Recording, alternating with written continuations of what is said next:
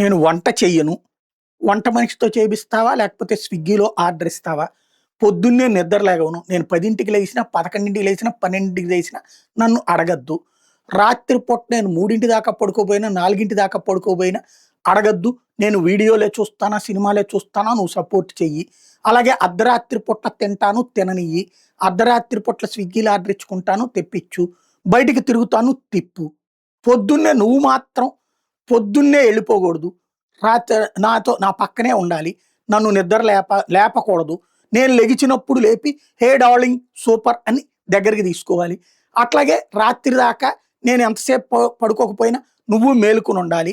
నేను పడుకున్నప్పుడు మాత్రం నన్ను లేపొద్దు. అదే సందర్భంలో నువ్వు మాత్రం జీతం లక్షలు లక్షలు పట్టుకురావాలి.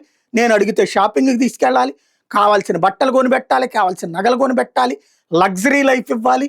అటు స్విగ్గీ వాడికి డబ్బులు పొయ్యాలా. ఇటు నువ్వు కారు కొంటావా, ఏది కొంటావో నన్ను బాగా తిప్పాలి. ఇది కొత్తగా జంజీ ఆడపిల్లల్లో వచ్చినటువంటి లక్షణం. విపరీత పోకడలు.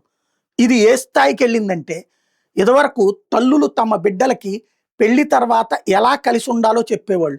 ఎలాగ అర్థం చేసుకోవాలో చెప్పేవాళ్ళు. ఇప్పుడు అలా కాకుండా తల్లిదండ్రులు కూడా రెచ్చగొడుతున్నటువంటి వేళ, చివరికి భర్తంట టైం ఇవ్వట్లేదని ఆత్మహత్య చేసుకున్నటువంటి భార్య ఉదంతం ఇది.